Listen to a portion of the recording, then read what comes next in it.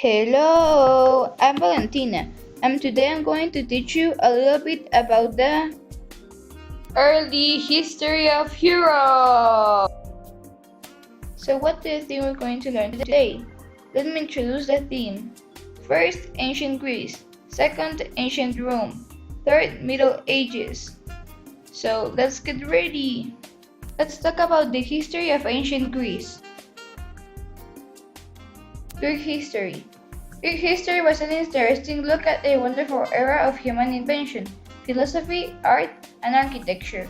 The early civilizations in Greece were in the two different areas, on the islands of Crete and the mainland of Greece. The Greek daily life. The daily life of an ancient Greek was very similar to our lives today. Of course, they didn't have a smart technology, but they did live in highly organized cities and well-done places. Architecture is the art of designing and creating buildings. Greek architecture is a very specific and influential type of design, which was based off of the post and lintel system. The three main Greek architectural orders are Doric, Ionic, and Corinthian. They are Greek art. Ancient Greek culture was full of different types of art. Ancient Greeks decorated almost every part of their lives, from their buildings and city streets to the inside of their homes.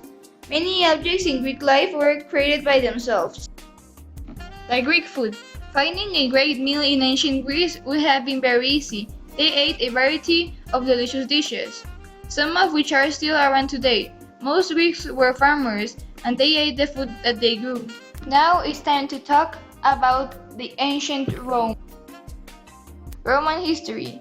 Humans have lived in the area known as Rome for at least the last 6,000 years.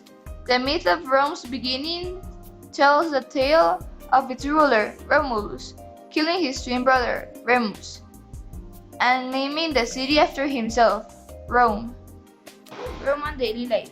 Daily life in ancient Rome often began with a light breakfast, bread and water.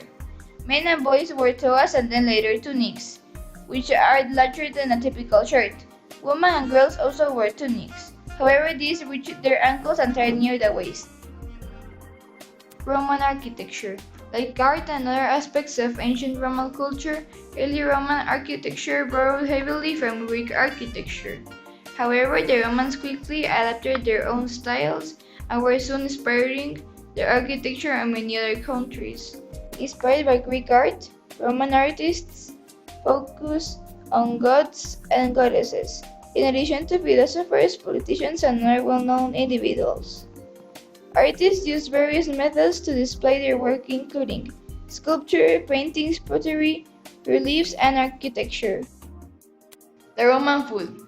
The common Romans ate simpler food, but the rich Romans ate more tasty food and wines.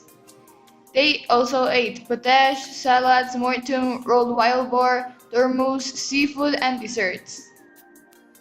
And our last point is the Middle Ages. We're going to see two types of Middle Ages, the early Middle Ages and the late Middle Ages. The early Middle Ages.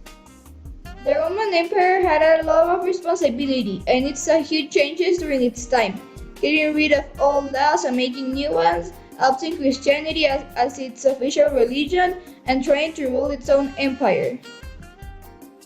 The late Middle Ages. Middle Ages as being the best period of medieval history, education was thriving. People were making advances in technology, and despite the ups and downs of royal taking the throne and making decisions, things were certainly moving forward. Medieval daily life. During the early Middle Ages, nobles lived more comfortable lives than the lower class. They were called peasants. But this did not mean that they were always easier. Nobles had to think about many things. Medieval literature. Latin was the language of the educated during the early Middle Ages, and most of these educated people were monks. Texts were translated and written by hand, by monks who filled pages with words and complicated illustrations. I hope you liked the video. Thank you. Bye!